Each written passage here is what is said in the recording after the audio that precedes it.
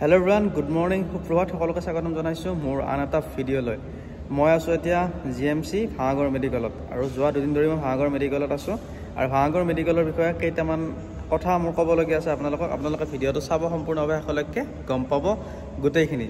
আৰু ভাঙাগড় মেডিকেলৰ ফাৰ্ষ্ট মই যোনকেইটা ভাল পইণ্ট আছে ভাল পইণ্টকেইটা ক'ম আৰু ইয়াতে ভাঙাগড় মেডিকেল GMC মেডিকেল মানে আগতকৈ বহুত চাফা হৈছে, সেইটো বস্তু ভাল লাগিছে। নাম্বাৰ 1 নাম্বাৰ 2 ভাল লাগিছে, ইয়াতে ধুনীয়াকৈ ICU বা কিবা কিবি সুবিধাখিনি বহুত ধুনীয়াকৈ আছে। আৰু নাম্বাৰ 3 হ'ল বহুত কামবিলাক আগতকৈ কিছুমান কাম বহুত এডভান্স হৈছে, সেইটো বস্তু ভাল লাগিছে। আৰু নাম্বাৰ 4 হ'ল মানে ইয়াতে খানা চানা পূৰা টাইমত আহে। আপুনি মানে কম পইচাৰ থাকিলেও আপুনি যদি বেডত থাকে আপোনাৰ কাৰণে খোৱাৰ কাৰণে টেনশ্যন নাই। ৰাতিপুৱা ধুনীয়াকৈ ব্ৰেকফাষ্টত কালি দেখা পালোঁ, ব্ৰেকফাষ্টত দিছিলে জহাদি কল এটা, কণী এটা আৰু ব্ৰেড দিছিলে। এনে খানাটো কিবা কিবি ধুনীয়াকৈ ভালকৈ দিয়ে, খানাৰ মানে অপিনিয়ন ভাল আৰু খানাত আপোনালোকে খাব পাৰে, ধুনীয়াকৈ বনাইছে খানা, সেইটোত মানে টপ ক্লাছ। আৰু লগতে পানী চানীৰ সুবিধা গোটেইখিনি আছে, লেট্ৰিন বাথৰুম আছে, সেইখিনিও ভাল পাইছোঁ। আৰু মামা আহাৰ পৰা মানে GMC বহুতখিনি ডেভেলপ হৈছে, সেইটো বস্তু স্বীকাৰ কৰিবই লাগিব। মেডিচিনো মোটামুটি কিছুমান মেডিচিন চেণ্ট্ৰেল ফাৰ্মাচীত পাই যায়, সেইটো বস্তু ভাল লাগিছে। আৰু মই যিকেইটা বস্তু ডিসএপইণ্টেড হৈছোঁ, মানে যিকেইটা বস্তু মোৰ বেছি বেয়া লাগিলে সেই বস্তুকেইটা আপোনালোকে এতিয়া কওঁ। আৰু ফাৰ্ষ্ট কথাটো হ'ল আপোনালোকে যিকোনো এটা ডিপাৰ্টমেণ্টত যাওক, মানে সেই ডিপাৰ্টমেণ্টটোত তাতে এটা বস্তুৱে নাই, মানে আপোনালোকে ডক্টৰটো থাকিলে বেলেগ এটা জেগাত, আপুনি কেছ কাউণ্টাৰত যাব লাগিব 2 নম্বৰ বা 3 নম্বৰ বিল্ডিং এটাত, আকৌ যাব লাগিব আপুনি টেষ্ট পৰীক্ষা ব্লাড চেম্পল দিবলৈ বেলেগ এটাত যাব লাগিব, আকৌ ৰিপৰ্ট ল'বলৈ যাব লাগিব বেলেগ এটাত। সেই বস্তুটো মোৰ বহুত বেছি বেয়া লাগিলে। আৰু মই ভাবোঁ যে GMC খানত যে চব ধনী মানুহে আহে, চব যে চোকা মানুহে আহে, সেইটো নহয়। GMC খান মানে কি আমাৰ কিছুমান দুখীয়া বা মানুহৰ কাৰণে সুবিধা হয়, আহিলে কি ইয়াতে পইচাটো কমত হয়, 1 নম্বৰ কথা। 2 নম্বৰ কথা আমি ভাবোঁ হেল্প পাম চৰকাৰী মানুহখিনিৰ পৰা। আৰু মোৰ এইটো বস্তু বেয়া লাগিলে GMCত, মানে চৰকাৰী যিখিনি কিছুমান মানুহ আছে, যিখিনি কৰ্মচাৰী আছে ইয়াতে, সকলোৰে কথা কোৱা নাই, সেই কৰ্মচাৰী ইমান ৰুড বিহেভিয়াৰ। আপোনালোকো ভাই জেনেৰেল ঘৰৰ পৰা আহা, আপোনালোকে ইয়াতে মিলিয়নাৰ হৈ পেলাই এটা কাম কৰিবলৈ অহা নাই, আপোনালোকে কিবা এটা পইচাৰ পাই তাৰ বিনিময়ত কাম কৰিছে। আপোনালোক কমচে কম যিখিনি দুখীয়া মানুহে, যিখিনি অলপ মানে নাজানা মানুহে সেইখিনি কথাখিনি ক'লে ভাল। আপোনালোকে ইমানো লেভেলত কথা ক'লে ভাল লগা নাই মানে মোৰ GMCত আহি সেই বস্তুটো। মেনেজমেণ্টটো একদম মানে চব মানুহৰে নহয় বাৰু, কিছুমান মানুহৰ ক্ষেত্ৰতো বেয়া লাগিলে। আপুনি যাকে ধৰক কথাখিনি ভালকৈ ক'লে ভাল লাগিলে। এতিয়া চিকিউৰিটি দাদাসকলক সুধিলে ধুনীয়াকৈ কৈ দিয়ে মানে এনেকৈ এনেকৈ যাওক, সেই বস্তুটো কৰিব লাগে। আপোনালোকে ধুনীয়াকৈ যদি বুজাই দিয়া কথাখিনি কমচে কমতো মানুহে বুজি পাব। সকলো মানুহতে ইংৰাজী পঢ়িব জানিবই বা মোবাইল স্মাৰ্টফোন চলাব জানিবই বা অমুকটো ডিপাৰ্টমেণ্ট ক'ত বুলি জানিব, সেইটো নহয়তো। সকলোকে মানে বস্তুখিনি জনাই দিলে ভাল, ভালকৈ অমুকত যাওক, অমুকত ক'লে ভাল। আৰু ইমানো বিজি নহয় যে আপোনালোকে কথাখিনি ক'ব নোৱাৰাকৈ বিজি নহয়, সেইটো বস্তু বেয়া লাগিলে ফাৰ্ষ্ট অফ অল।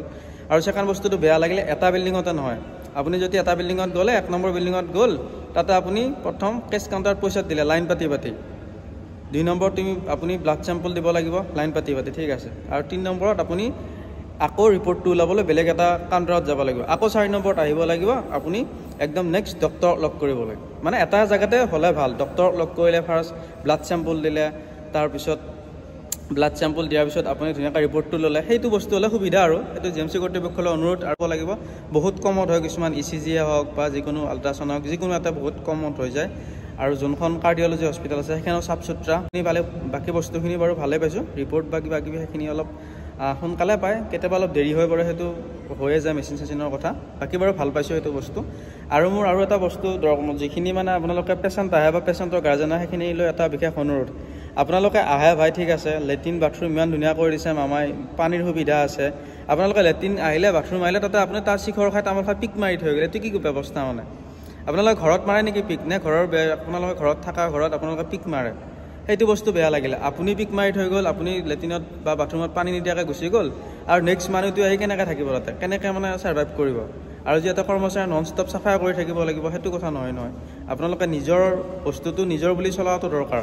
আমাক গভৰ্ণমেণ্টে ইমানখিনি সুবিধা দিছে, ফ্ৰীতে থাকিব দিছে, ৰাতিটো কমচে কম থাকিব পাৰোঁ, লেট্ৰিন বাথৰুমটো পাইছোঁ, সেই বস্তুখিনি আমি নিজে চাফা কৰি ৰখাটো দৰকাৰ। আৰু যদি আমি নিজে বাথৰুম গ'লোঁ বা টয়লেট গ'লোঁ, ধুনীয়াকৈ অলপ পানী চানী মাৰি থৈ আহিলোঁ, ধুনীয়াকৈ চাফাকৈ ৰাখিলোঁ, পিক চিক নেপেলাকৈ ৰাখিলোঁ, তেতিয়া আমাৰো ভাল লাগে। গভৰ্ণমেণ্টে পাৰাখিনি কৰিয়ে আছে বাৰু, মোৰ দৃষ্টিত সেইখিনি ভাল লাগিছে।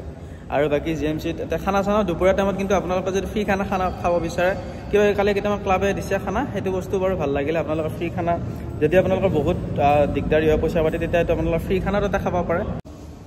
আৰু আপোনালোকে চাব ভিডিঅ'টো, মোৰ ফালৰ পৰা মই গোটেই অপিনিয়নখিনি আপোনালোকক জনালোঁ।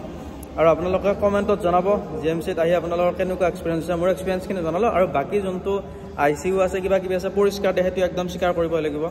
আৰু ধুনীয়া, আৰু ডক্টৰ বা মেনেজমেণ্টখিনিও ধুনীয়া, ব্যৱহাৰো ভাল। বা ইমাৰ্জেঞ্চিত আহিলোঁ, ইমাৰ্জেঞ্চিটো ভাল পাইছোঁ।